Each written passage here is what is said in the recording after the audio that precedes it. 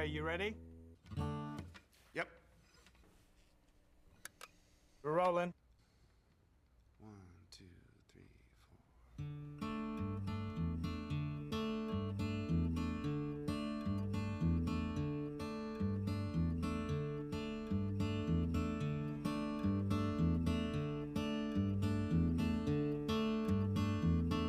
4. We were just kids with nothing to lose and nowhere to call home. But we had these songs and we had these dreams. So we threw it all in the back of an old van and just started driving. Our destination? Sound City.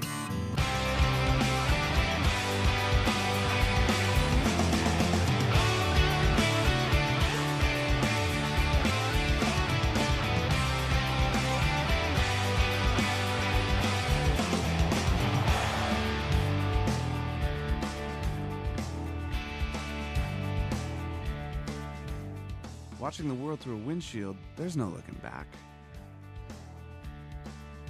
We left everything behind.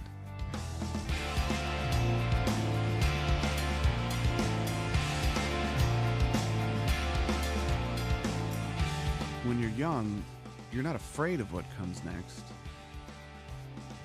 You're excited by it.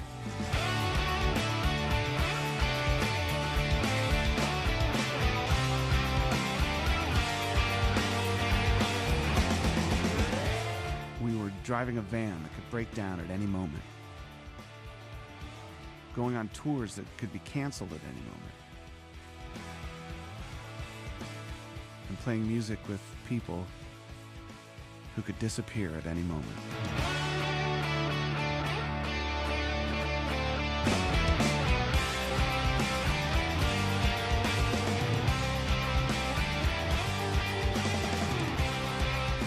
We had no idea that the next 16 days were going to change our world forever.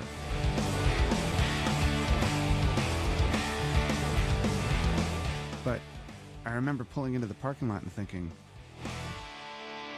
really?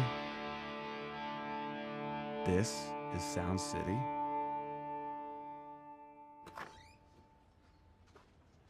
You know, it's weird, like, when you walk into Sound City, you either love it or you hate it.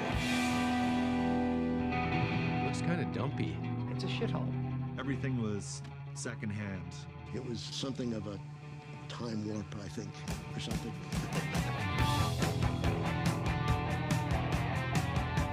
Brown shag carpet on the wall, that's the kind of thing that you would do to your van. It was like, well, the place is already kind of trashed, so anything goes, you know? It was dirty. Didn't really feel like I wanted to sit on any of the furniture.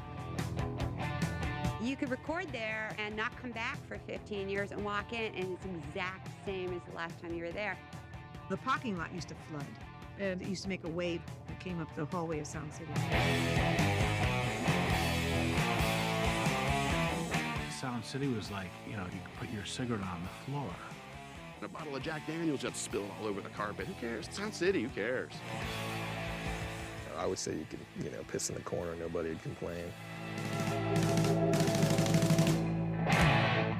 It was just a little more fucked up than I thought it should be.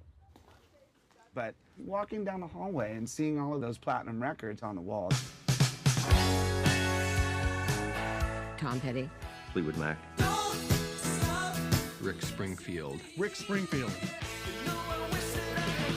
Neil Young, man. Cheap Trick. The Chili Peppers. Rob Halford. Pat Benatar.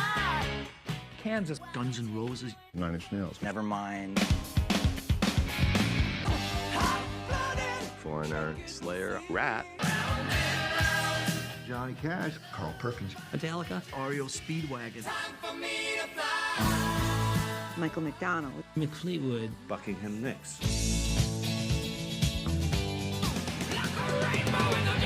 Stevie Nicks. Masters of Reality. Frank Black. Will Spain. Rick Rubin. Caius. Weezer. Dude, how many fucking amazing albums have been made there?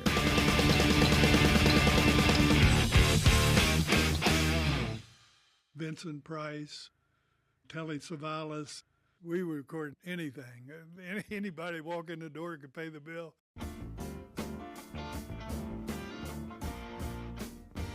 Tom is this big, tall, lanky, goomery kind of guy that just fell off the turnip truck.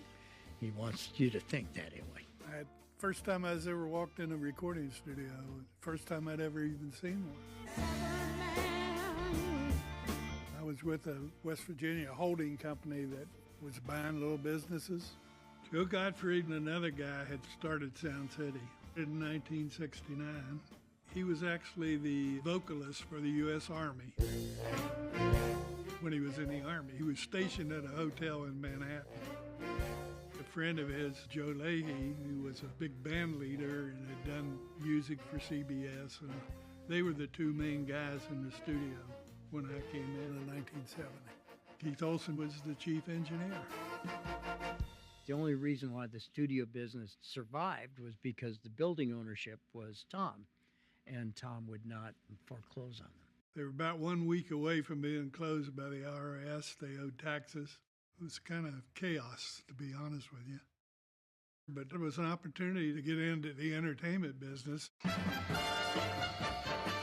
This is Beatleland, formerly known as Britain, where an epidemic called Beatlemania has seized the teenage population, especially females. Big plot at the end of the rainbow is signing the next Beatle. We'd had $1 zillion, you know. Hi-fi and stereo equipment created an industry with an annual income today of $2.5 billion. Somebody at Sound City came up with this idea. We could start a record company. So that was my goal, to produce some records and have a hit record and make a lot of money. That was the whole reason we bought it.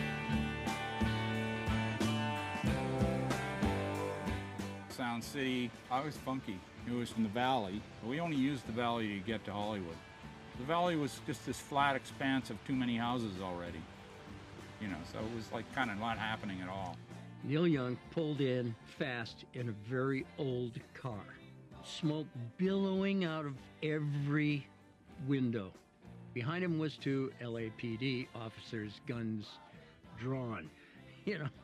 Okay, move over to the rear of the car. Place your hands on the trunk. I attracted the police a lot because of the cars that I was driving. And I didn't have a license, you know, because I was a Canadian and I wasn't even supposed to be there. About 5 minutes later, they just got in their cars and drove off. I made the record in my house. Most of it I did in my house. And then we went to Sound City with Briggs, my producer, and we put down a piano song called Birds there. Then we did the vocals, and then they sounded so good that I said, well, hell, let's just sing everything. So it's really a hybrid record.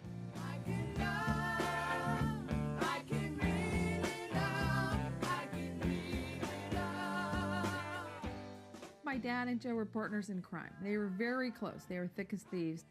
Tom was like the business guy and stuff like that, but Joe was the heart of it all, really. The sweetest guy in the universe. Absolutely one of the nicest, truest people I've ever known. He wasn't a guy in a suit who was counting money and just trying to rip off as many musicians as he could. That wasn't his thing. He loved the fact that bands were coming in and making great records there. Joe was always like positive, more optimistic. Always the next big thing's going to be out there. Joe gave me time to learn and to hone what I do. He was quite a guy.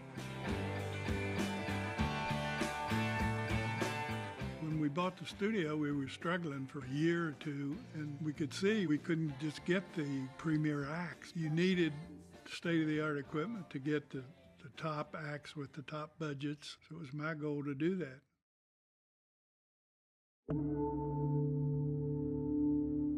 This guy, Rupert Neve, designed these next generation consoles. I had flown to England and I saw one once, and they were like this, you know, built like, you know, brick shit house. He was, you know, a genius engineer. There's only 4 like this in the world, and this is the only one that was custom ordered from the factory by Keith. There's just something about the Neve sound that my ear has always been attuned to. They're mathematically crisp and very, very good. They're just very solid. It's like a tank or something. The Neve thing is, there just weren't that many made because they're so handmade. This Neve board that you talk about, this is not my world. Engineers have to spend like hours on the kick drum, the sound. Please, I would rather have a blood transfusion. But I do remember that there was something different about the sound of this board. And then, of course, everybody, oh my God, it's a Neve board. I'll never forget them saying it. A recording console is like the center of the spaceship. If you're going to fly to Mars, you got to have something with all the master controls. It looks like, the Enterprise on steroids from a long time ago. A desk is like a giant stereo, except instead of doing bass, middle, and treble, it's like you can do that on each drum, each mic, each thing. All of the microphones in the studio are routed into that console. From there, you can change EQ, add effects, change the levels, and that goes into the tape machine where it's recorded.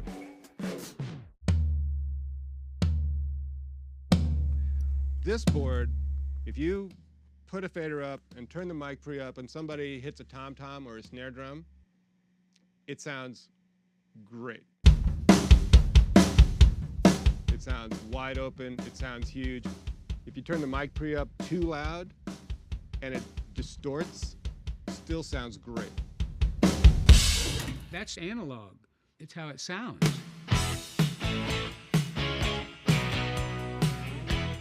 Especially Neves, everything is just better. The human voice sounds better. When you got harmonies going together, they kind of meld together. Come on with it, come on, you don't fight fair. The Neve console really embellishes things in the context of rock and roll. It's good on drums, it's good on bass, it's good on guitars. It's the facilitator. It's a pretty badass console. It's unlike any other Neve console that I have ever worked on, and I've been lucky enough to work on a ton of them now. It would always be the greatest sounding desk I've ever tracked on. There is a large number of modules about which look the same, but which are marginally different. The circuit was a microphone amplifier circuit. Crosstalk between circuits and between buses was absolutely paramount. The way that transformer behaves with DC flowing in it can vary according to the material of the core and the gapping of the core. If those things are properly controlled, you get a very sweet sound.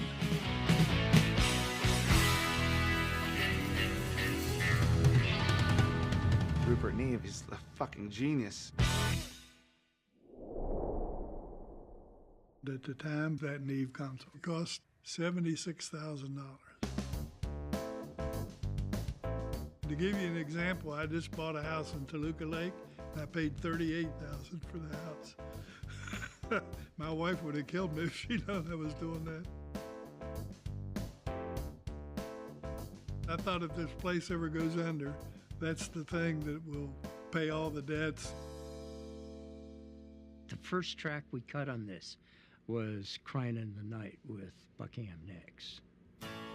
Very first thing cut on that was that session. That's how it started.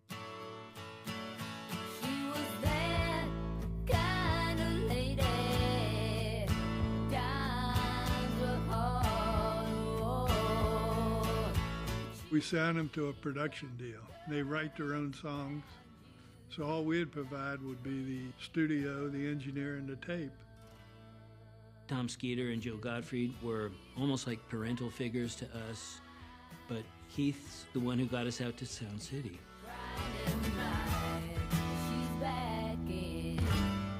When we first moved to LA, we didn't have a place. We stayed at Keith's house. We were starving and they're broke. Lindsay was painting and Stevie was cleaning Keith Olsen's house.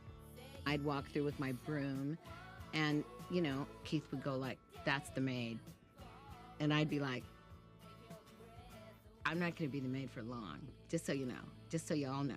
But she'll leave you crying in the night. She will leave you crying in the night. It was obvious that Lindsay and Stevie were really special. Buckingham Nicks came out in '73 to great critical acclaim and then got dropped by Polydor. The record label dropped them, so they didn't have a record deal. So they were just hanging around here. She's a come on lady. It was like our home. It was like our home away from home.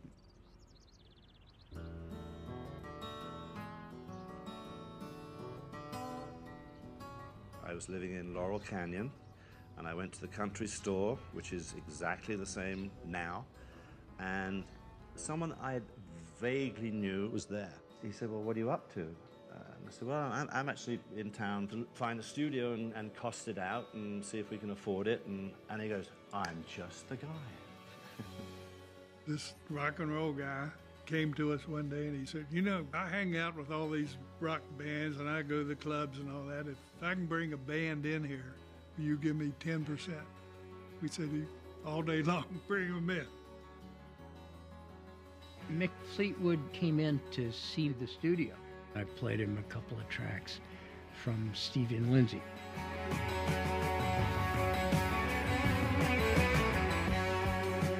Stevie and I were in Studio B in the back, and I took a break and I wandered out, and I hear our song Frozen Love coming out of Studio A.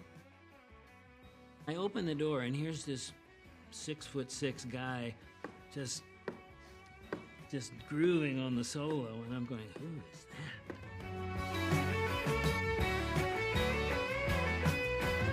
that? I met Lindsay literally in passing, and I went off, not even thinking anything other than I've heard some good music that was made in a studio that I'm going to use. We made a deal to do Fleetwood Mac's next album at Sound City. Joe was thrilled. God, we're going to make our payments. Yeah, everything was good. Fleetwood Mac had had a few albums with Peter Green in England that had been successful. Then, after Peter left, Bob Welch, who then joined the band, was more of a jazz guitarist. Mick called me. Bob Welch just left the band. I phoned Keith Olsen. I said, you know the tape that you played? Tell me. We're looking for a guitar player. And Keith's like, well, there is a problem there because you will never get him without taking her. He's gonna have to take my girlfriend too. And that was the beginning of it.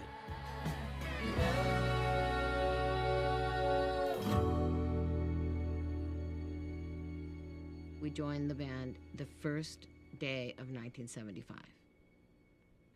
And then we go straight to Sound City. The first days in the studio were just amazing. Really exciting, completely fresh, because Christine, John, McVie, and myself came from a whole different sensibility musically, really.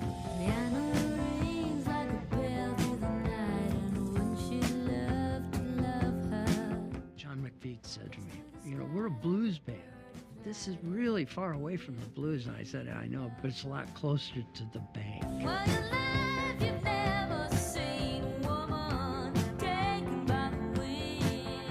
It became pretty clear right away how this all fit together. And that isn't just musically, it's just as people. Something is translated, and it is real, and it is profound, just in truth, out of necessity.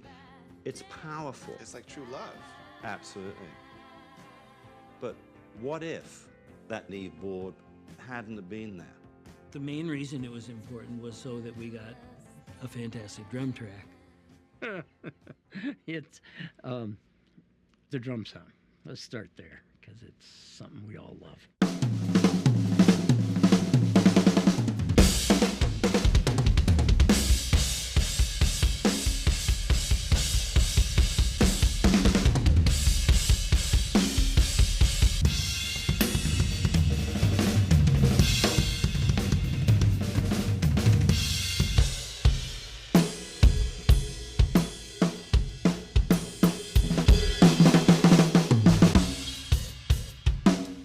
drums and the feel of a song are like the heartbeat of the song.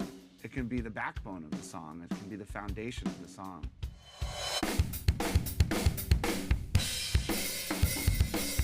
So that's the first thing you do. You set up your kit, then you start putting up your microphones. A room like this has a really nice decay. So you put mics around the room to capture that. You put close mics on the drums. You have all of those individual mics spread over a number of tracks, 16 tracks or 12 tracks. So then you can bring the faders up or down and balance those tracks.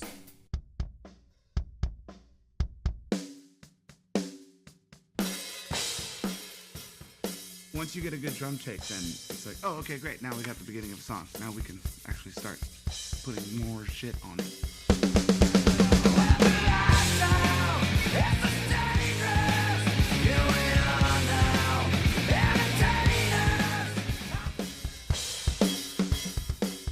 The way to pick studios is through blind testing drums, because you can record guitars pretty much anywhere and they could sound pretty much like your guitars. But drums really change from room to room.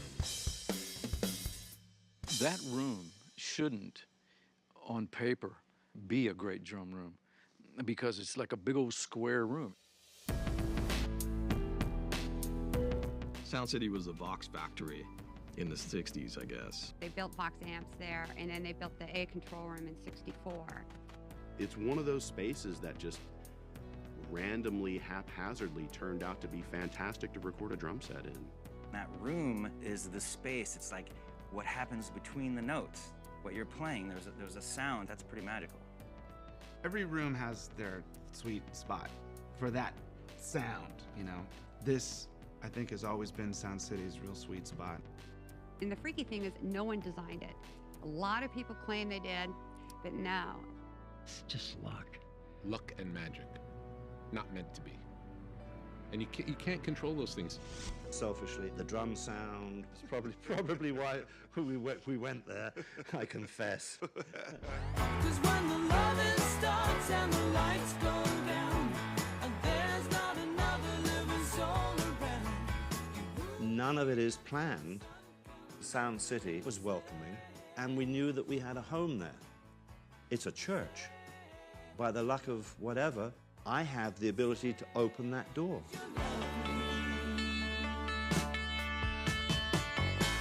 From that Fleetwood Mac album, and then we get Santana and Grateful Dead. Once you have big hits like that, that was huge. Dancing in the streets, dancing, dancing.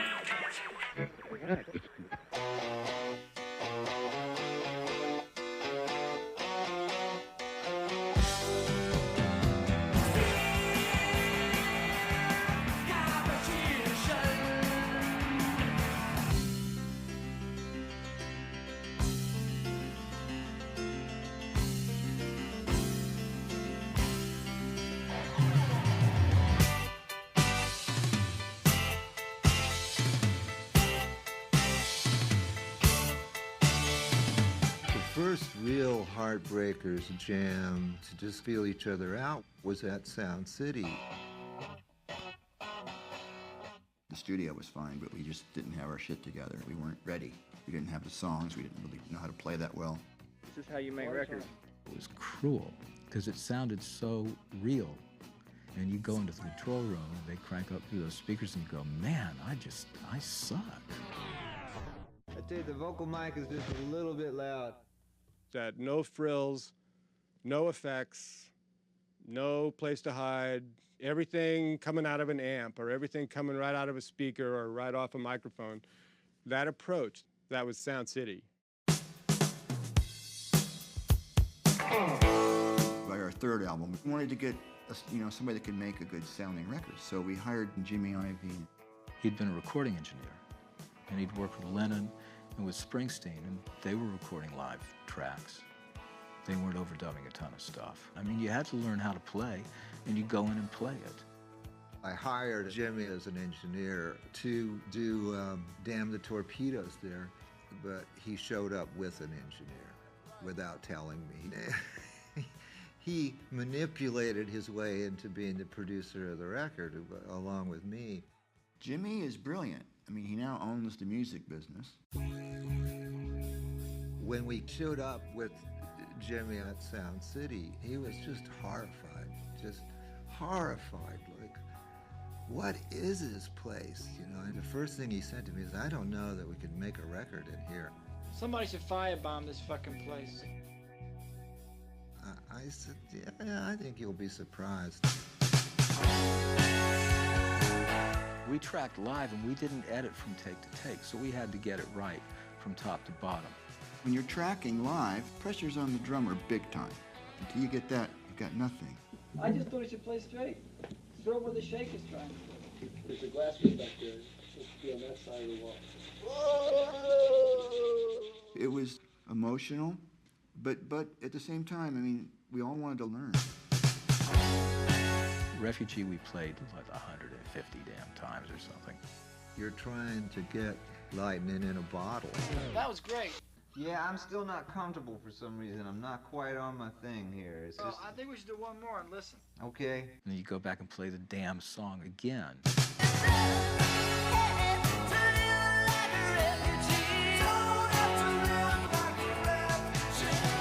It might look easy, but if you're trying to go for greatness, and a lot of times you're gonna fall short, and then you gotta live with that night, it's brutal, you know, on your soul.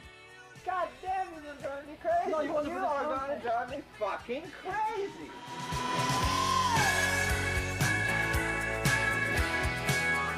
It's a tough room.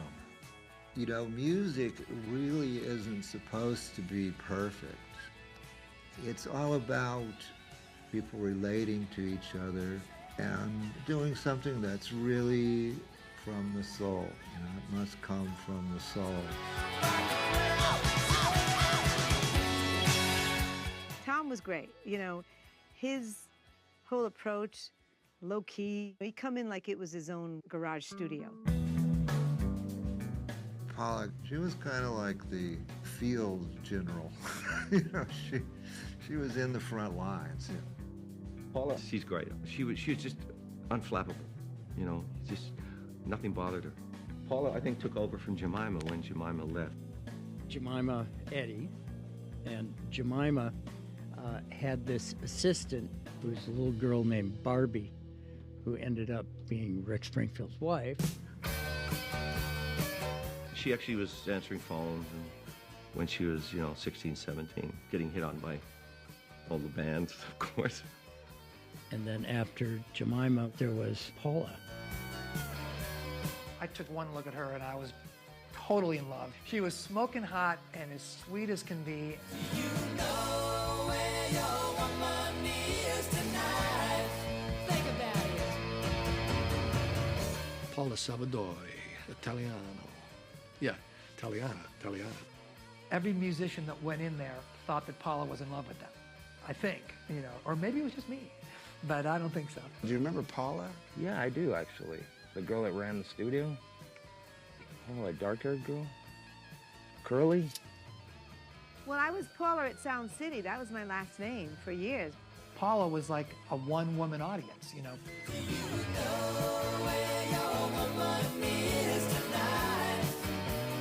Whenever we'd get a mix or whenever there'd be a performance that I was really proud of, I'd always come and say, Paula, come on, check this out. Check out what we just did.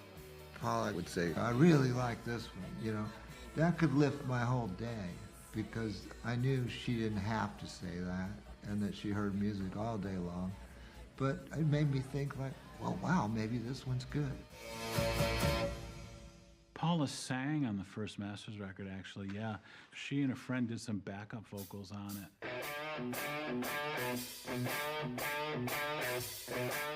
A lot of girl backup singers ended up like working and being secretaries in studios. When you need a backup singer, just, call the front desk and there's one sitting there. That was my dream, to play music, and I didn't get that, and before I knew it, I was kind of in the thick of it. It's totally attitude.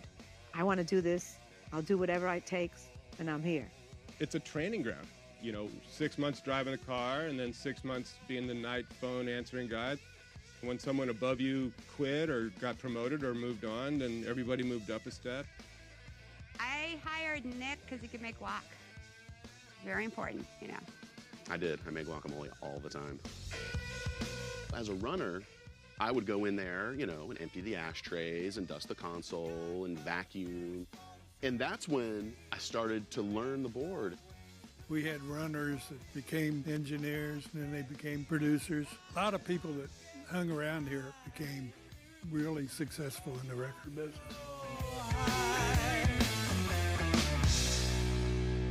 You know, recording. It's a different art form.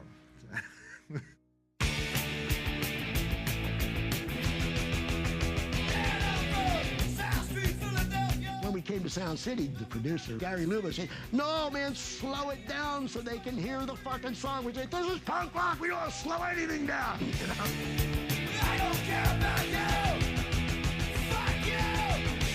You're getting 50 seconds worth of music with the same amount of fucking notes because we play them faster.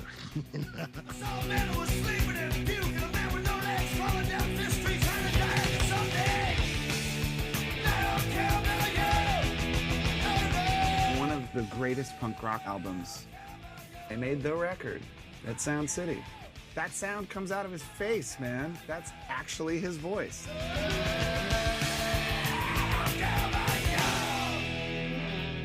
Gary Lubo had been the producer on the REO Speedwagon record.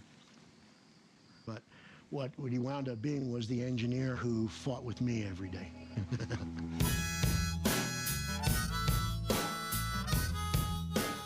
I became a producer by default because nobody knew what a producer was.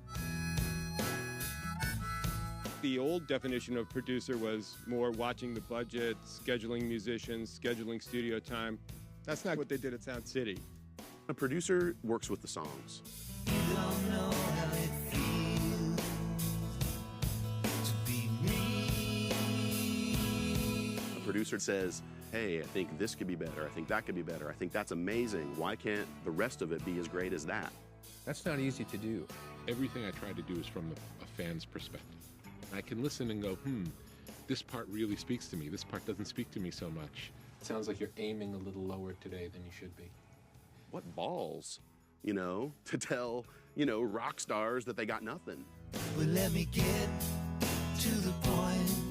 Let's roll another joint. I like to push it during the songs, you know, like I'll hit the guitar and like mess it up. I want it to be on fire. Working with Ross was intense as shit. We did 12 songs the first night we were there, and the whole time he is throwing potted plants at us. I grabbed one of the candles and I threw it against the wall as hard as I can. Wax went across his face and he's like, screaming into the floor. It was so good. You don't know how it feels. The way I love the term producer is someone that puts a cake dish over the bat phone, you know. They protect you from the outside world, and they help you actualize the sounds in your head. Producer's job is really easy. He's the vehicle to get the artist's creativity onto tape in a way that is accessible to your marketplace. What you have to do is get the listener to claim what you've done as theirs.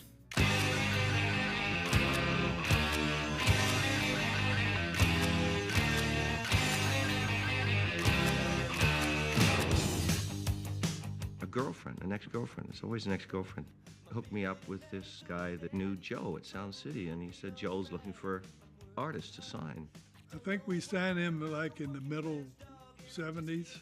Joe's office was under the car ramp that took the cars up to the parking lot and the roof. I actually thought about not signing because of that. Love is alright tonight. He was turned down by RCA for about 5 years.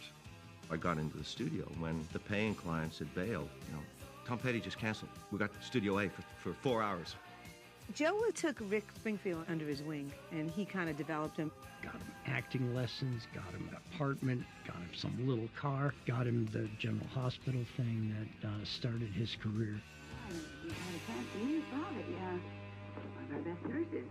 Bobby Spencer, this is Noah Drake. How are you? I'm very happy to see you again. The first steady money I'd actually seen in my life was $500 a week. That was the first regular money I'd ever had.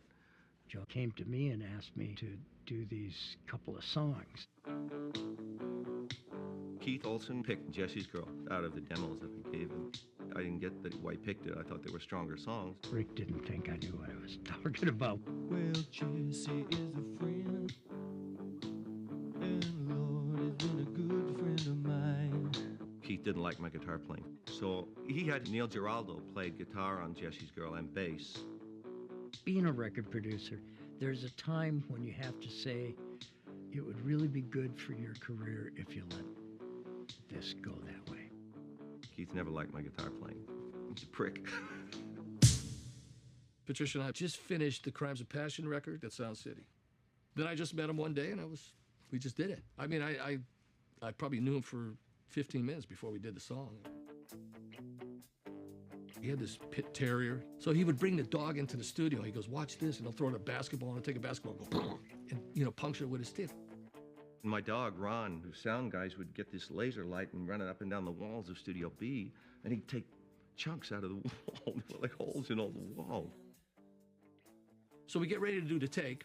All of a sudden, the dog comes into the studio, sits down, puts his nose right in my crotch. He's like, if I screw up, he's going to bite me. What the hell is going on here? And I made it through the take. It might have even been the one we used. It was pretty fun. Never moved. He sat right there. It was fantastic. You know, I wish that I had Jesse's girl. I wish that I had Jesse's girl.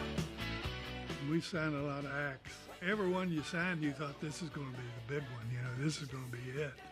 I was the only one that really finally paid off for him, Nominated for Best Male Rock Vocal Performance, singing about Jesse's Girl, is Mr. Rick Springfield. The first check we got from RCA was over $1 million.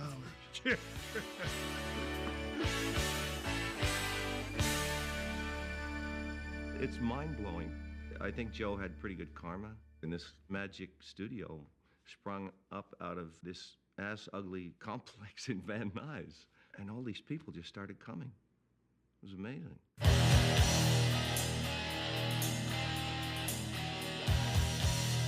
All during the 80s, we were booked solid.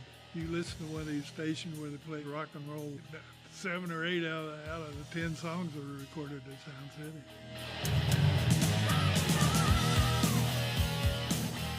Describe Hollywood in the 80s.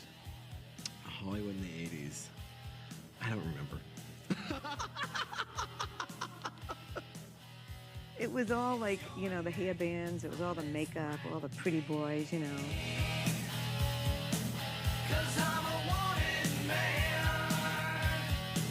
I was wondering whoever used the board after us if they had a burning sensation the next morning. Then they'd know we were there. Some kind of friend it turned out to be. I only did one record at Sound City. It was more family than any studio I've ever been to. Family might be a bit heavy, but it was a warm feeling between us and the people that worked there. Dio, Holy Diver. Yeah, you know that record. Stand up and shout!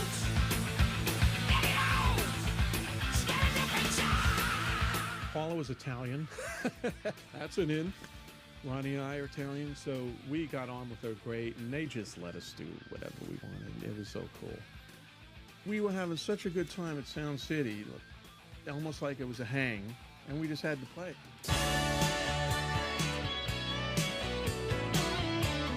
It was a lucky thing, I think, for all of us. I met Barbara there I met her for the first time in front of that board.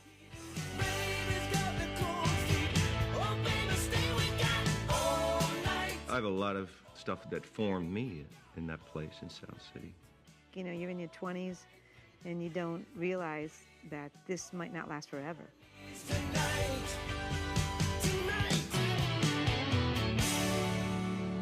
You don't know what's coming after. Considering its quality and size, the compact disc most certainly will become a part of our lives in the future. It's all based on something called digital sound, an innovative technique that uses lasers. We've been sold a bill of goods about digital being so great. You can duplicate it forever and you never lose anything. The industry is behind it unanimously. 11 companies, from Mitsubishi to Sony, have all agreed on using the same compact disc and the same equipment. Everybody thought that was great, but the thing that was wrong was they'd already lost everything when they did that. It plays theoretically pure, perfect sound forever. In the beginning, when they created the algorithms that decide how music is recorded into the digital domain, there's a mistake in it. So of course you can duplicate this, you know. It was kind of a mirage. The official company spokesman, Mr. Spock, Leonard Nimoy. The sound is great. We've been using it on the Enterprise for decades. It's about time it got to Earth. Everything changed. You had a lot of things coming at you at once. The techno side of it. This guy named Roger Lenn, who's a friend of ours. I remember Tom and I once went over to his house, and Jim Keltner was there, and there were all these wires and gadgets out on the desk. Roger was tinkering. I go, what are you doing? He goes, I'm building a drum machine. All the drum samples were my own drums. You had to be a drummer to sample drum sounds in those days. I got really, really good at it, and I really loved it. And it's just a tool. It's another way to make music. Don't come around here no more. Digital was in its infancy. In the 80s, everybody was trying to be state-of-the-art.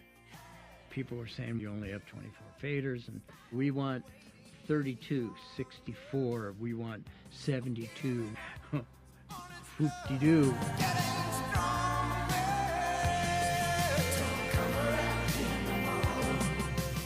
Keith Olsen left Sound City and built a studio right next door.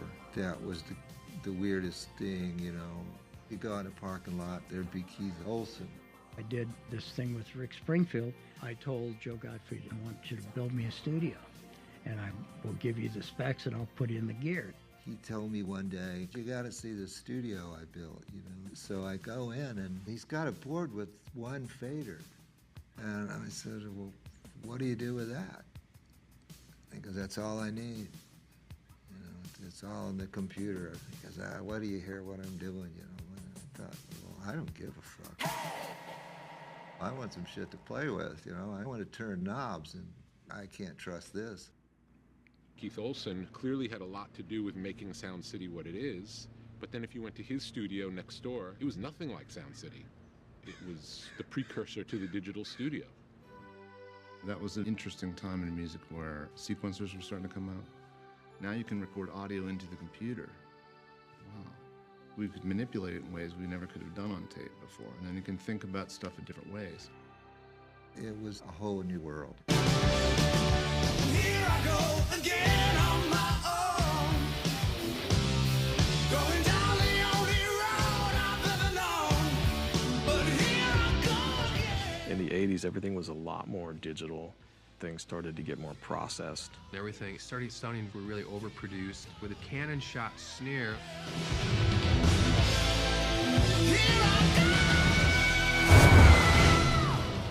Sound City couldn't keep up.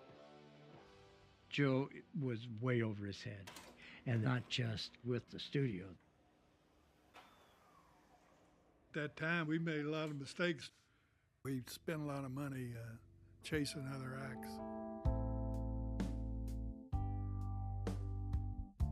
And then one day, Rick decided he wanted to go with a younger, better manager, in his opinion. I was kind of talked into switching managers, and I didn't do it very well. It was supposed to be that Joe was like Colonel Parker and Rick was Elvis, you know? That's the way we all thought about it, you know? Rick Springfield made some money for Joe and stuff, but Joe became like a second father to him. Rick was his baby. And this guy talked me into, dumping Joe, and there was a lot of untruths told,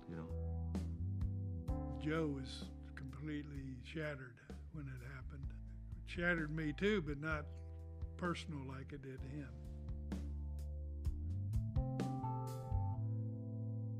It was a really bad day for him, That happened. And drum machines and all that stuff and, synthesizers and stuff like that started taking over. It just got a little haywire. By the late 80s, Sound City, it just couldn't compete.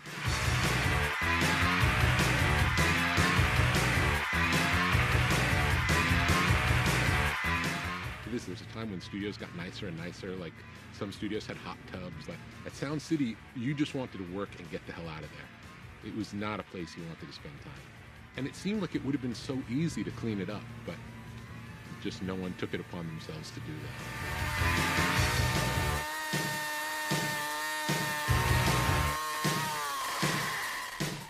I got up after 9 years at Sound City, $29,000 for the year. No health insurance. Joe took it away, couldn't afford it. And then when Joe wouldn't give me my second week vacation, that's when I said, I'm leaving. By the time I got to Sound City, it was really dying. We had a tech who was dealing drugs, receptionist who wanted to hang out with Keith Olsen more than be at the studio. So I got rid of her. I remember Keith telling me I was wasting my time and the studio would be closed in 6 months. Told him to go fuck himself and get out. I took the last $200 out of my checking account and bought paint, and we painted the walls. Sound City was dead. It was dead.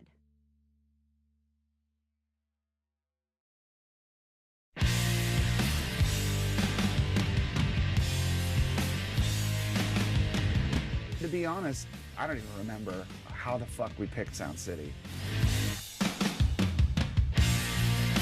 It's a gritty place, but we were used to living on the edge, so it's just like, it was roomy, it was comfortable. I think it was like $600 a day.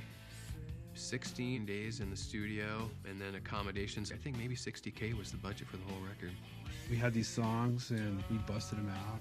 We had a pretty good idea of what we wanted to do.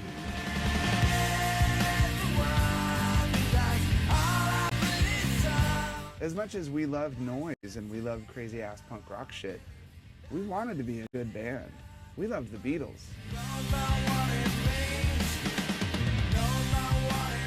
One of the craziest songs that we recorded was Lithium. For whatever reason, the band and Dave kept speeding up. Not subtly, but a lot. It would start out at a certain tempo and then keep going faster and faster, racing along, basically. I said, Dave, have you ever played with a click track before? My heart just went, I was fucking I just felt like someone had stabbed me in the fucking brain. When you're a drummer, you don't want anyone to ask you to play to a click track, That human feel is what gives a player their personality.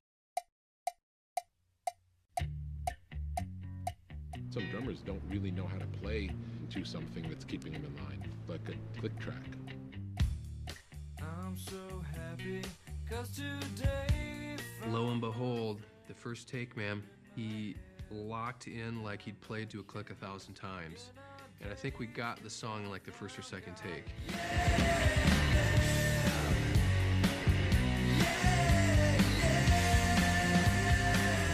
And then when I listened to it, I'm like, well, now it sounds like the fucking chorus is slowing down. It's okay to speed up a little, isn't it?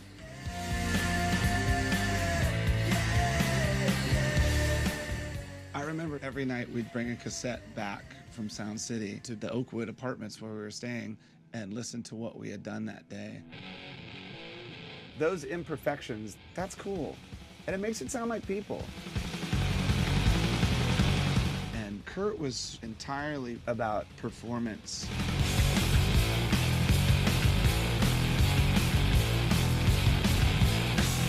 To us, it was most important that there was an honesty and truth to what we were doing.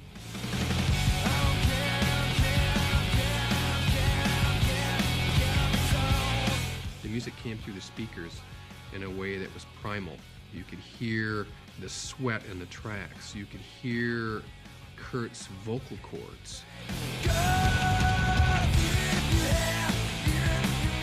Looking back at Sound City, I realized so much of that record is about performance.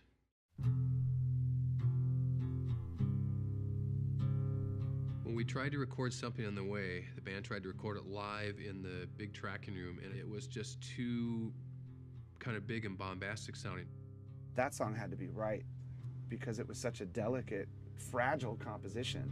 Underneath the bridge, top is sprung a leak. Kurt came into the control room and he started playing the song. He laid in front of the Neve on this couch, and I turned off the fans and the phones and everything, and he played the song just barely mumbling, barely singing, and barely playing that 5-string guitar. Drippings from the ceiling. You had to focus on making it correct in the way it should be, which isn't necessarily perfect. It just feels right.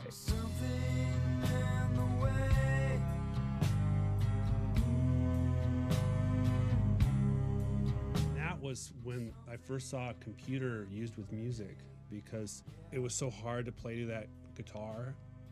I couldn't really figure out how to get the performances locked together without trying to do crazy edits with them. Somebody had told me about this new digital machine.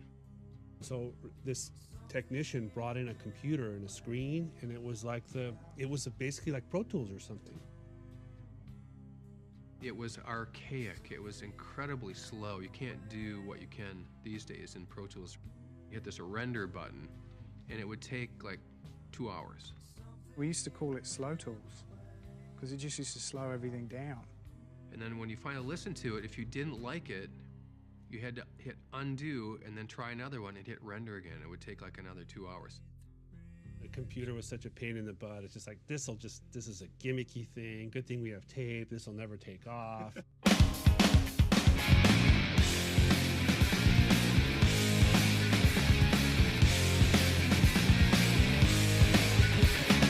When I hear Smells Like Teen Spirit on the radio, I remember those really simple moments of being in the studio. And those 15 days or 16 days, whatever it was, that board, totally changed my life.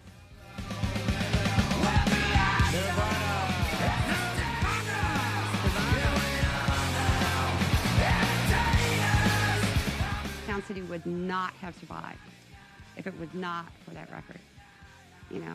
Nobody had ever heard of Nirvana, and it went right up to #1. We knew right after that we did a lot of business. It was like Fleetwood Mac all over again. Joe was always really good to me.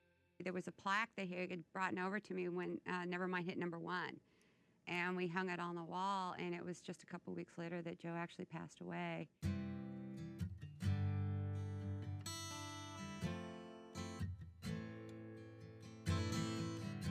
He was absolutely a beautiful person, Joe. Absolutely a doll of a guy. And I didn't treat him very well after, with the separation. And so I'm really glad we made up, before he died. It was a sad day. He helped a lot of people do a lot of things in their career.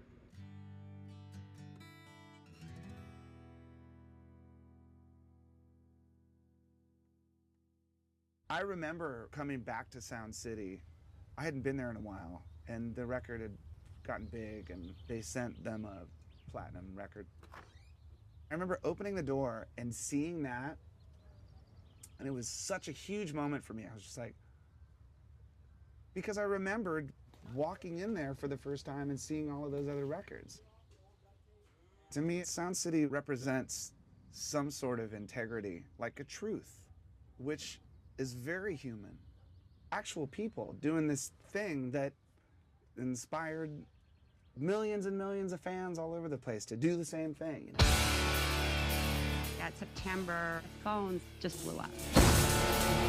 I mean, you come in the morning, there'd be like 15 messages.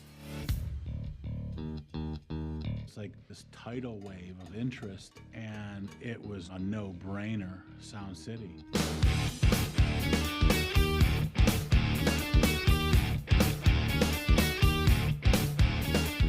We chose Sound City because Nevermind was recorded there. I had never been in the studio before. There was a lot of time spent like cutting a tape at an angle and taping it together. It just me seemed crazy, like that didn't make any sense to me.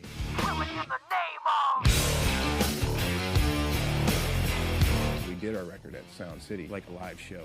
We brought monitors in and we invited a bunch of our friends down. I think we got half the record in that one night.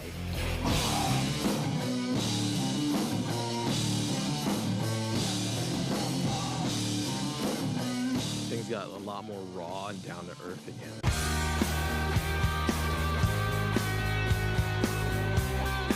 I had started to get into simplification and analog tape and vintage equipment and that kind of thing. And so obviously all roads led to a place like Sound City. It became the center of my life. I had a date for the 11th hour. All the Catholic stuff that was all live, the 2-track, no overdubs.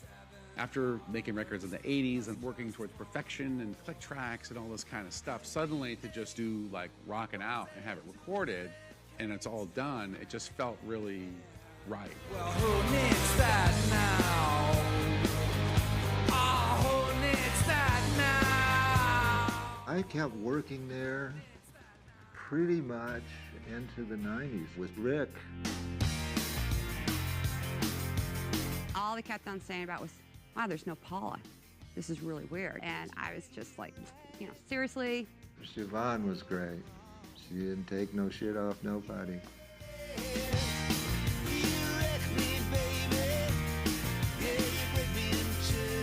Then right after that, Rick did a record with Johnny Cash. He was the coolest guy in the world. He was really humbled. He was sick during the making of that record, and there were times where we would have to take breaks, but he loved recording. He loved being an artist. Too cold to start a fire, I'm burning diesel, burning dinosaur bones. And we kept on calling him Mr. Cash, and he'd get upset. He said, no, call me Johnny. So we all started calling him Mr. Cash behind his back. Johnny wanted to play with a band, and he picked us, which was totally off the map for me. It was never like the Heartbreakers playing their normal stuff. Because for each song, everybody would pick up different instruments. Gonna break my rusty cage. One of my greatest nights was when Carl Perkins came down.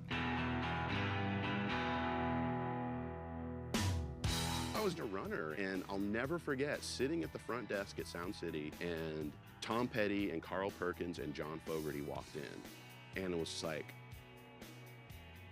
wow. Come on, go with me, babe. Come on, go with me, girl. Tom Petty never loses his cool. And he walked out at the control room totally calm, and he just like slammed his hands down the table and goes, it's Carl fucking Perkins, can you believe it? Good old Sound City came through for us again.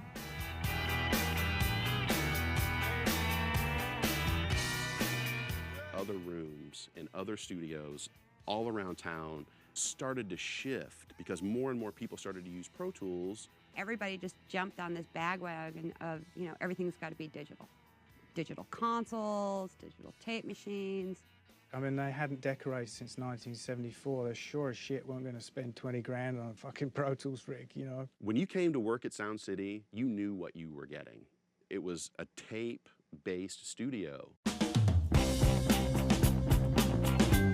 At some point, it became cultural. We're against that. It starts from the runner all the way up to all the engineers and the studio manager. They were just against it. Like, digital sucks. You know, bring them in the room and mic them up and just let tape roll. I've got a secret I cannot say. They might have moved that to give it away. That's what Queens was all about. were not only analog, it needed to be live. It needed to be something you could be proud of that you had done, you know? It was just what you had to do if you were a real musician. Whatever you do, don't tell anyone. Sound City was a place where real men went to make records. You know, it wasn't going to be easy, but, you know, all good things take an effort.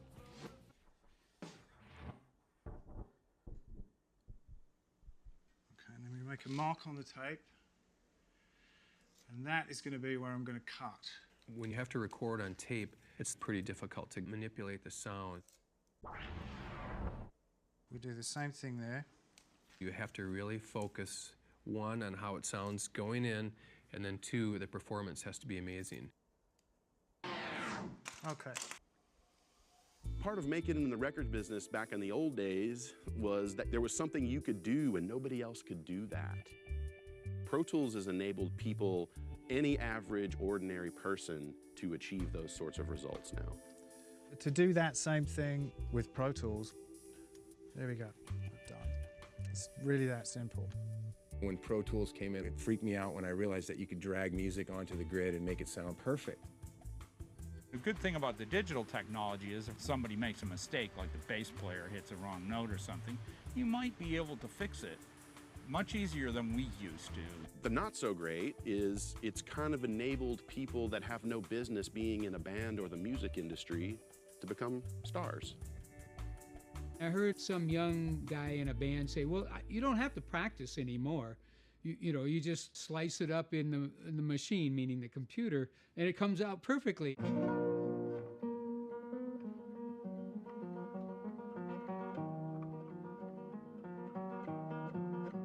Somebody like Andres Segovia, you know, who played the guitar beautifully, there's no machine's gonna do that.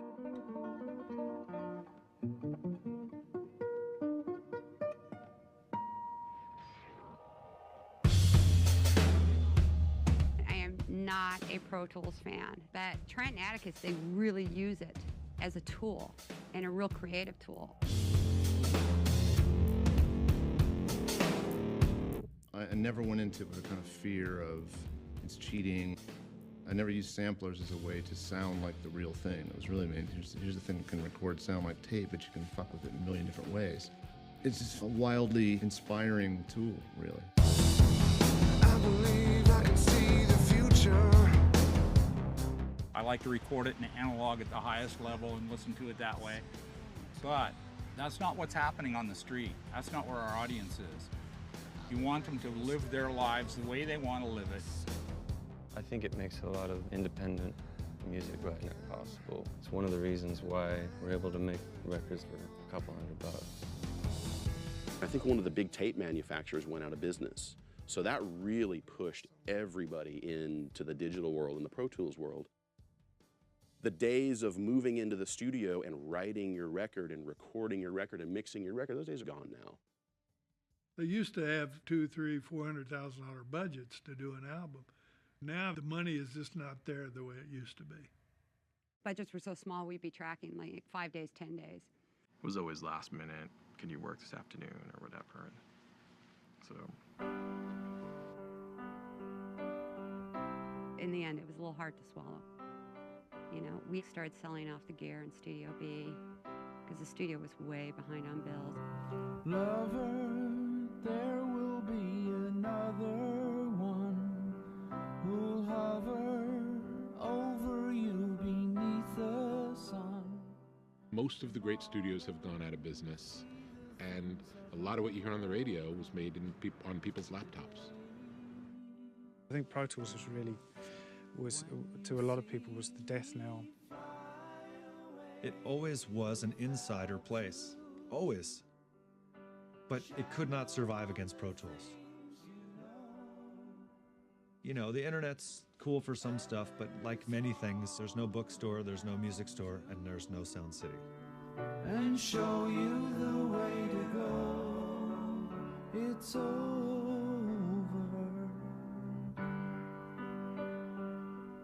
It's over.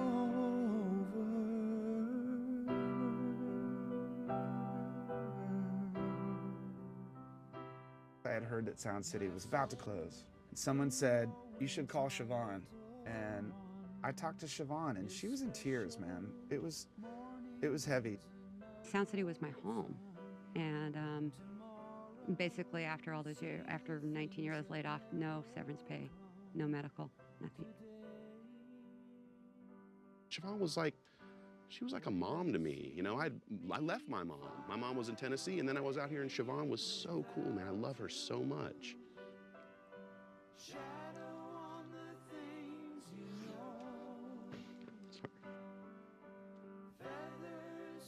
It's been hard.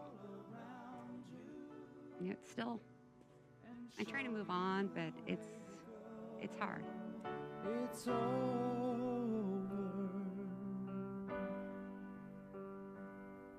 It's over.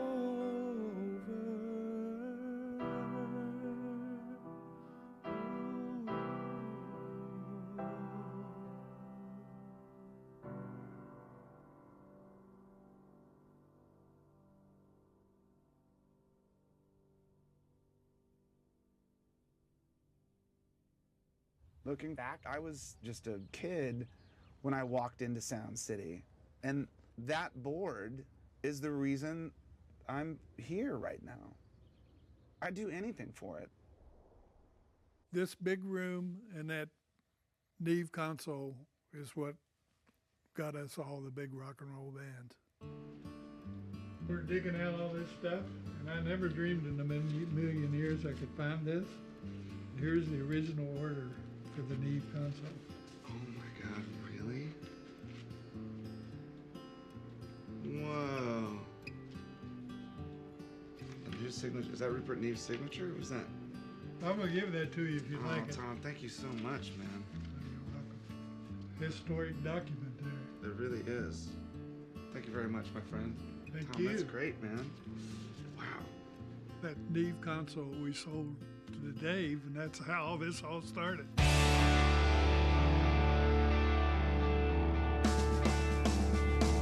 All right, let's do this. To me, it's like, it's a living, breathing piece of the music that we've made. It's just as instrumental as any instrument that's run through it. It's the sound of the records that were made at Sound City. This thing is a piece of rock and roll history. I thought that board would just go straight to the Rock and Roll Hall of Fame. I thought no one was gonna get that board.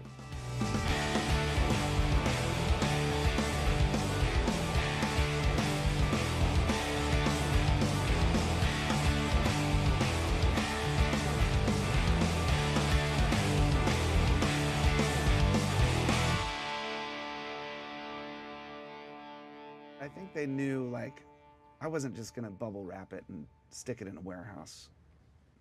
I was gonna fucking use it a lot. Someone's trying to pull it through a window. I spent so much time sitting over here playing with these things. Well, was it still sitting there, Dave? Yeah, you know, it had been working. So the first thing I really wanted to do was invite everyone back to make this new record. Giving that old board this new life with new music. Telling the story of Sound City is one thing. Plugging in and actually putting it through the board and putting it on a 2-inch reel, that's what I'm talking about. We don't talk much about it. It goes back so many years. All the times we almost didn't make it. We stayed clear. We walked through the darkness. We made a pact not to dance with the devil. Even when the devil seemed to have a heart. He said we'd never be sorry for what we'd done, and we never allowed the devil to come to the party. I messed up. It's amazing. Want to do another? Sure. You want to take it up through verse 1 and verse 2 up to that first chorus. Yeah. What we're hoping to do on this album is to catch a little bit of that vibe that was captured when all those classic records were made at Sound City. I'll try to put some of that into this album. For what we've done, and we never allowed the devil to come to the party.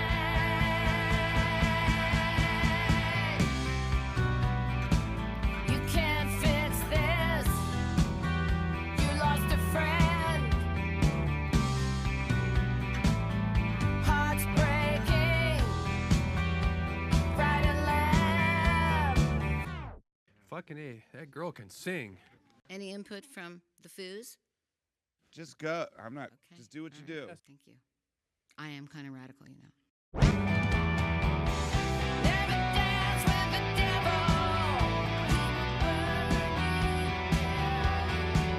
There's a reason why these people have achieved these things that they've achieved. You can hear it. You can see it.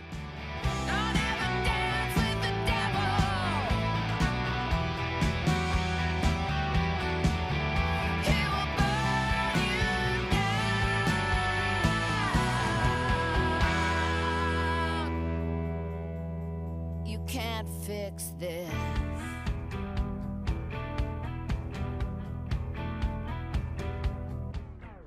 It's rad. Sounds rad. And I get to do my snake dance. I'm just feeling very wonderful to be in your studio with this board and know that this board was the first place that we did Buckingham Nicks. 15458 Cabrito Road, Van Nuys, California. This is a letter that I wrote to my mom and dad and my brother in the middle of the making of Buckingham Nicks. Dear Mom and Dad and Chris, well, here I am once again at the famous Sound City recording studio. Sound City, Inc. Ta-da! I'm getting very tired of sitting around listening to 12 hours of music per day. Oh well, I know it will pay off in the end. It will all be worth it. I hope that all of my little family is doing fine and not working too hard. Moving right along, I just want to say that I certainly do miss you all and wish you could be here to hear some of this stuff. Lindsay may go down in history as one of the greats in guitar playing. It really is quite amazing. Well, no more news as of yet. So much love to you all, and hold good thoughts about this thing. I love you, Stevie. I think it really is a testament to how many people actually did love Sound City and do love that Neve console and want to be part of history. I was bragging to everybody. Guess what I'm calling tonight? Rick fucking Springfield.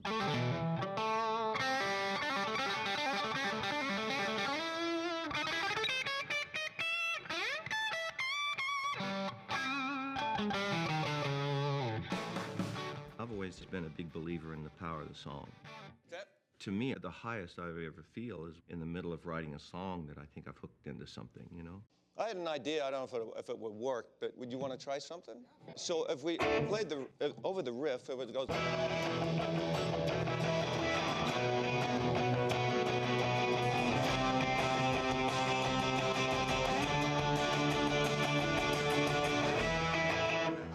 That'd be really cool. Let's try from the top and see how that sounds.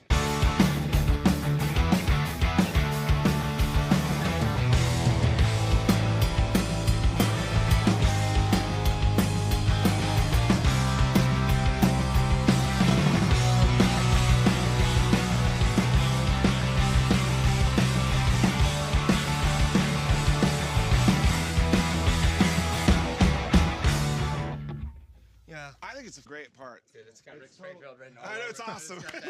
I love it. It's got that stress rock. I like that. I just want to go hang out in a studio. I just like the process. I love doing things on the fly and in the studio. Just trying to think what would be nice to come to get back into that section.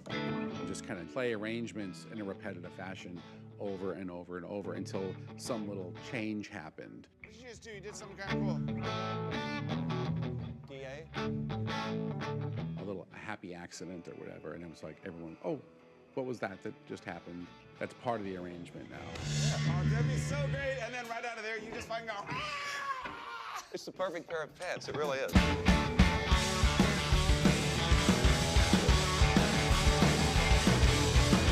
The good thing about learning while you're recording, where you sometimes accidentally get is something good. If you don't have any idea what you're doing.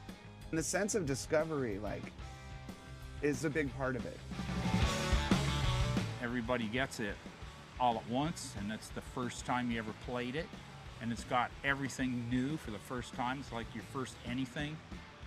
And that's the cherry of all time. What if we tried doing the Rick part as a pre-chorus? Yes. Ah, that's so good.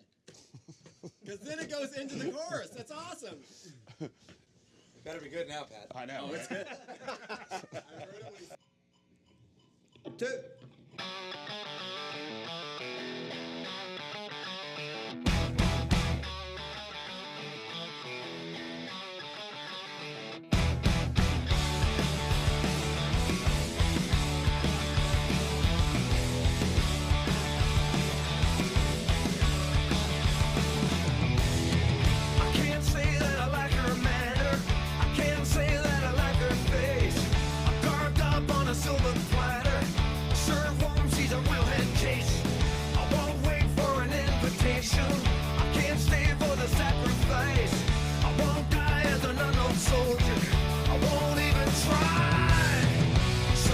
We came in, we practiced the song, played it a few times, kind of a bunch of times, and we did it live. How special is that? Just like the man that never was. Just like the man that never was. Just like the man that never was. All the elements of it, the playing, the writing, it's something that will pull you out of bed every morning and make you resist going to bed at night because you want to keep working on it. Music's been that for me.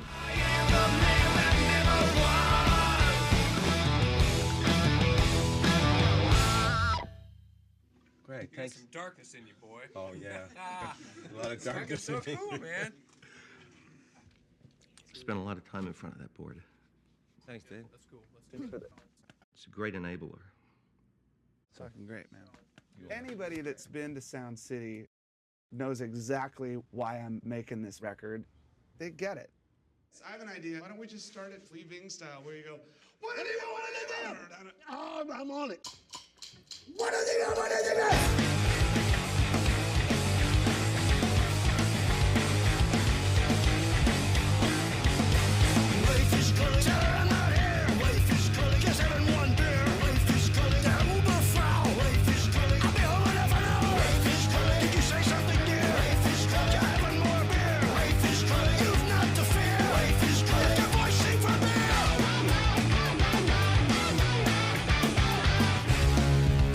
Studio, you're trying to boost your own performance from the energy that you're feeding from in your partners.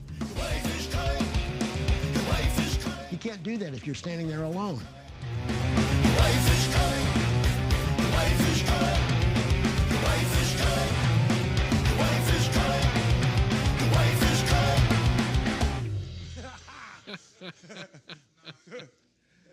Fuck yeah. It's a conversation. And that's a musical relationship that I think everybody searches for.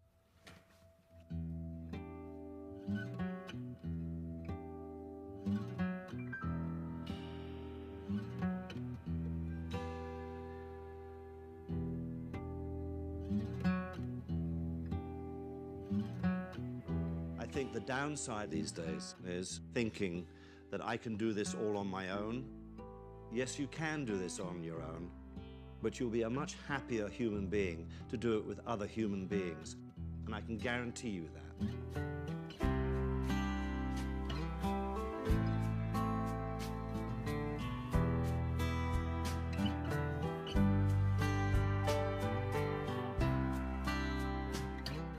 How would you define feel? Feel is just a part of who you are. It just comes from where you're coming from. It's just the way your heart beats, you know? Everybody's heart beats a little different. Everybody's got a little different feel. Feel doesn't mean you're in time, you know, because something might have a really out of time kind of feel. It might be gloriously out of tune and just be awesome. It's a chemistry, something that happens between people. Feel is not something that you learn in a book. Feel is something that you find as a musician. It's like when you take in a breath, your body swells up. When you exhale, it collapses a bit. And sometimes music does that. It's so subtle. But feel is being human.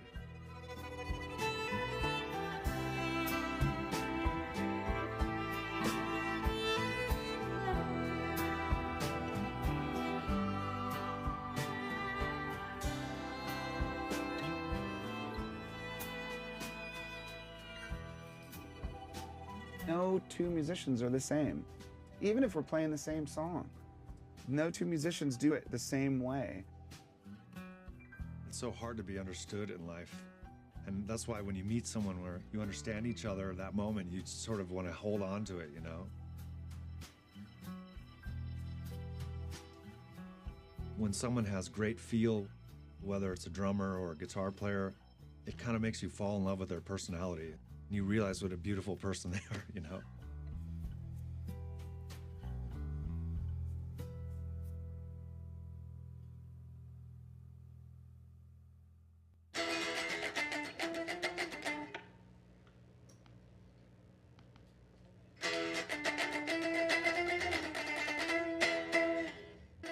There's a lot of people growing up now that won't do studio time, have never touched a compressor that's the one that's being emulated as the picture on their plug-in on their laptop. They're missing out on something, you know.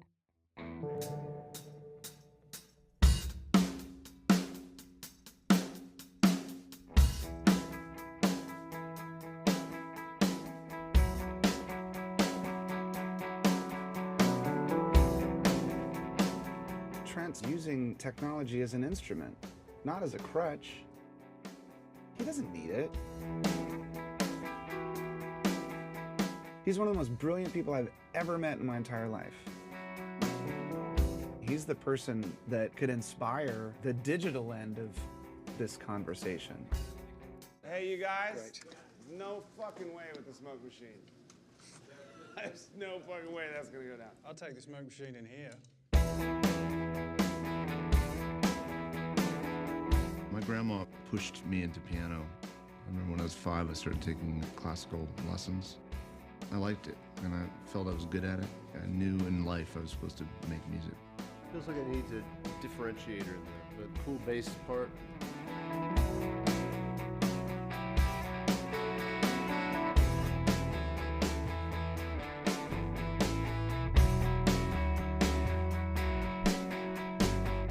Sound I have is not right. That's not helping things at the moment.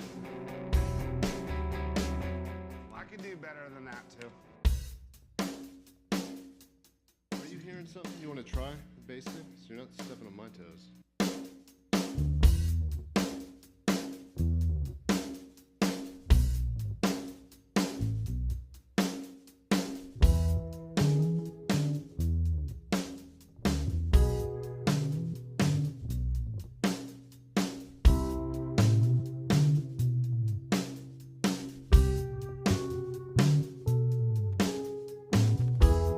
Practiced long and hard and studied and learned how to play an instrument that provided me a foundation where I can base everything I think of in terms of where it sits on a piano. I sort of like that at one point it kind of got there and then it backed off. It can kind of brood and be really simple and empty and sort of kind of like lift the curtain on it and it can expand. All right, can I just say that that is fucking awesome? Just that right there sounds so fucking beautiful. I really like the sound of these three things together. I think it sounds really cool. Okay, let's keep doing it then.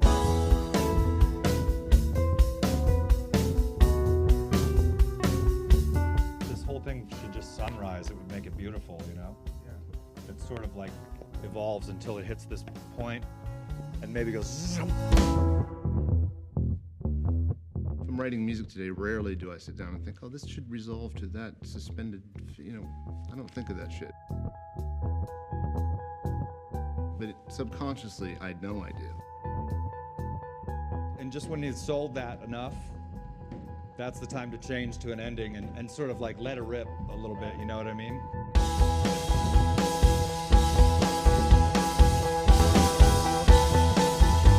But understanding an instrument and thinking about it and learning that skill has been invaluable to me.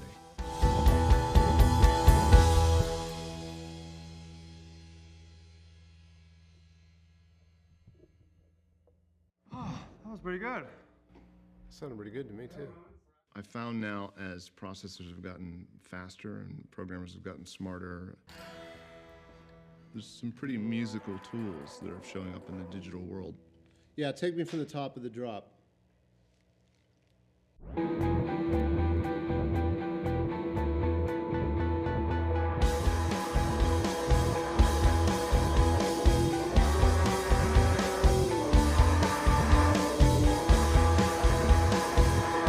Tools are better. Well, tools are much better today than they were 5 years ago, certainly 30 years ago. Now that everyone is empowered with these tools to create stuff, has there been a lot more great shit coming out? Not really. You still have to have something to do with those tools. Right. Yeah, it's killer. You should really try to have something to say. It all started with this idea that I wanted to tell the story of the board. The conversation became something much bigger. Like, in this age of technology, where you can simulate or manipulate anything, how do we retain that human element? How do we keep music to sound like people?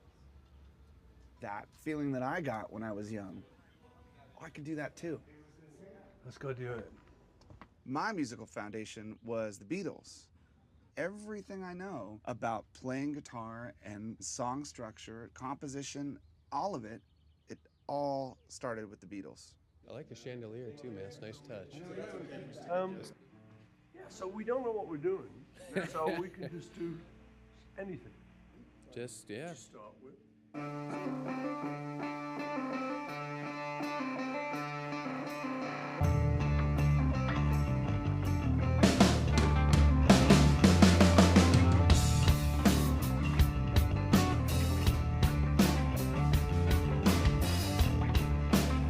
I think he knows how you feel when you play with him. I don't know, I can't really describe it. I dropped from the most nervous I've ever been down to like, oh, this is okay. Mama! Won't you set me free?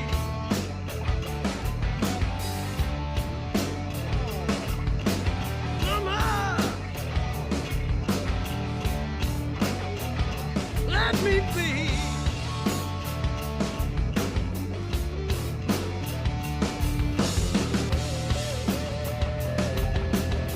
About halfway through the session, I kind of looked over at Chris when we were playing and we were going for it. And Chris was moving the way he used to move and you were getting into it and I was playing and I thought, oh my God, this is like Nirvana. And then, wait, Paul McCartney's here?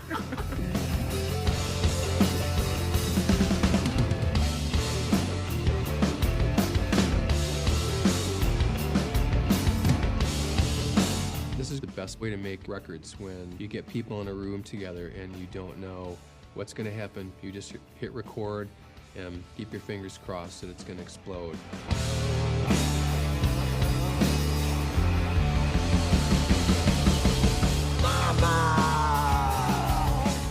The limitations of this, it forces you to make decisions based on what's most important to translating that song. If we start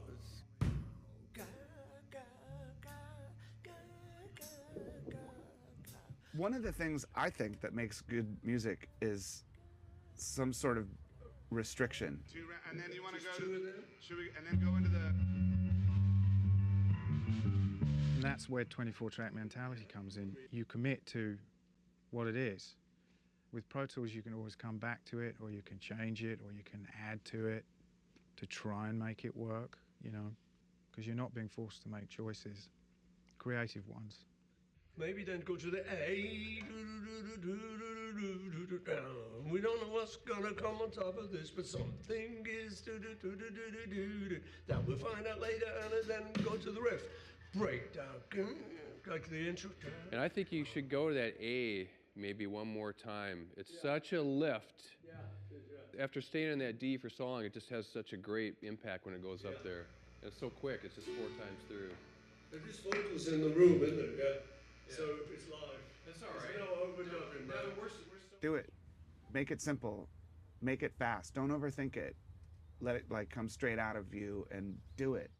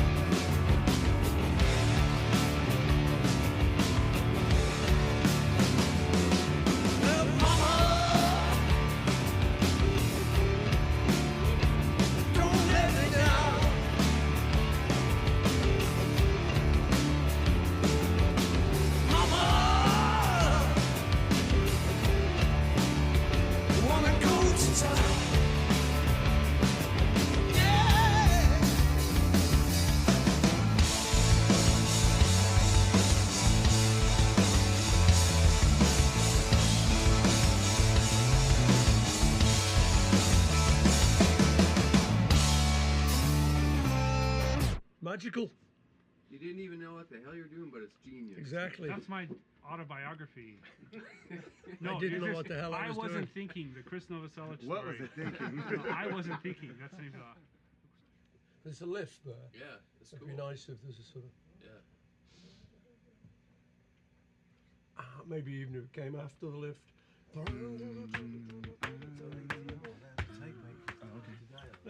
You let the lift happen, and then take it further with a chord, vocal chord. Yeah.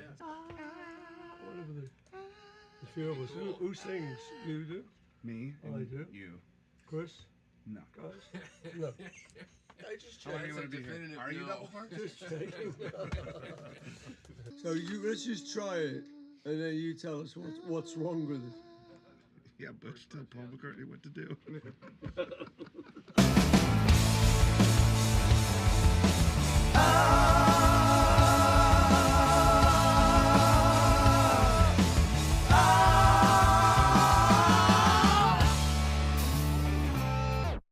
Sounds pretty cool. I love it. Should we do it in the other section too? Okay. Why can't it always be this easy? It is.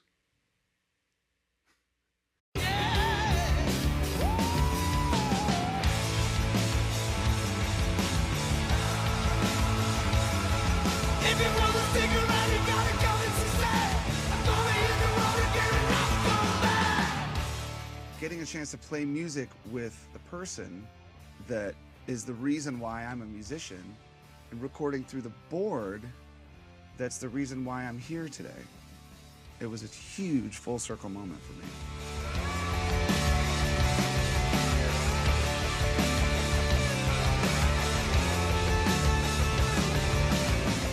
I think it's really important, and it's a lesson I didn't learn until in my late teens, is that whatever bands that you love, go find out what bands they loved and what bands turned them on. And then you really start getting into the human aspect of it, because the further back you go in time, the less technology you had. And consequently, the better records that you had. There's this incredible library of music, thank God, that is still there.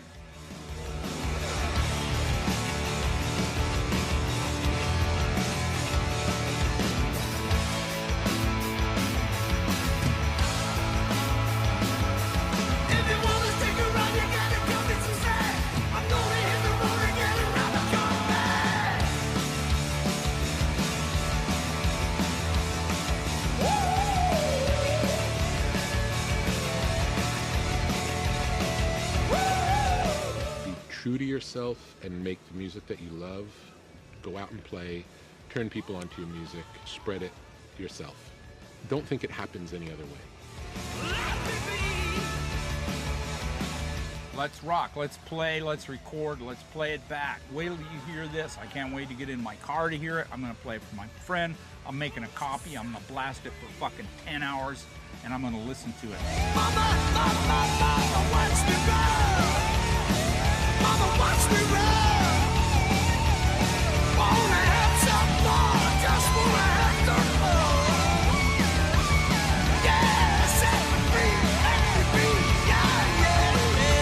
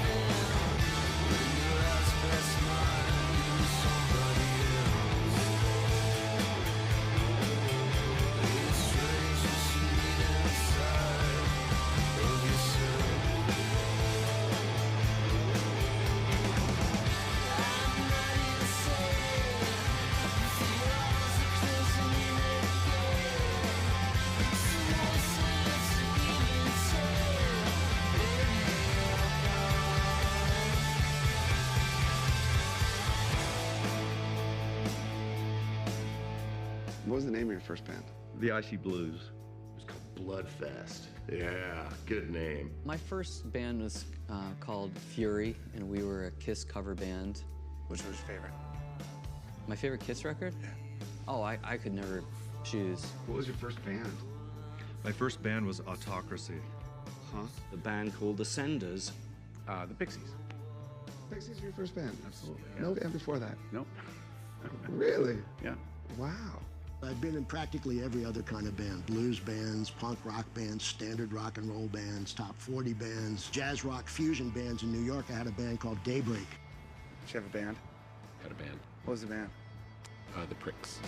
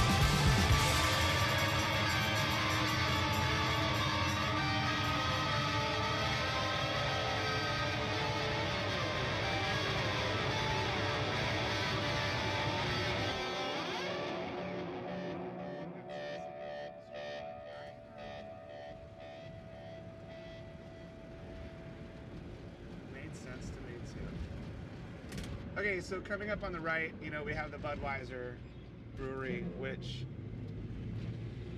on a good night smells like someone burping right in your face. The thing that was cool about the brewery is like every band that came there always wanted to go take the tour. So they would always go over there and come back with cases of Budweiser and then sit around and get hammered all the rest of the night. But that smell, I'll never forget that smell when the front doors of Sound City were open on a good windy day. The smell of hops would just fill the whole building. And just like, oh, what is that? Beer smells like poop.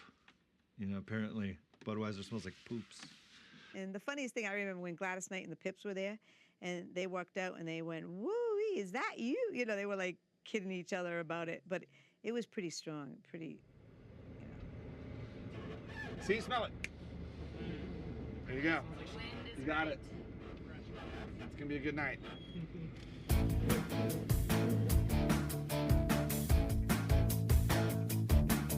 Heard a song on the radio just after school. Back from the 80s before Reagan was cool. The band wore leather and the boys were looking so pretty. They rocked all the clubs down on Sunset, doing all those things that we try to forget. When they screamed out anthems and the guitars sounded so gritty. If it sounds as good in your room as it does in your car, you're on your way to be a rock and roll star. The groupies say, "Hey boy, you're gonna go far." I wanna play a song, everyone sing along, standing on the stage with the lights turned on, wearing those trends with all my friends, rocking all night like it'll never end. All our dreams hanging on one little ditty. Yeah, we got it on 2-inch tape down in Sound City.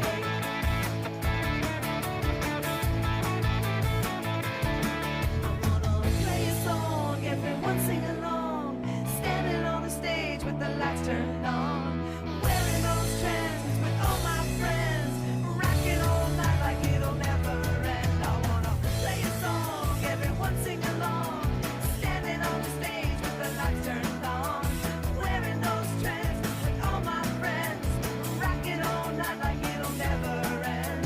All those epic songs with the phrase so witty. You always lose a few to a cause that offers no pity. All our dreams hanging on one little ditty. Yeah, we got it on 2-inch tape down in Sound City. Oh yeah, got it on 2-inch tape down in Sound City. Got it on 2-inch tape down in Sound City. Yeah, yeah, yeah. We got it on 2-inch tape down in Sound City.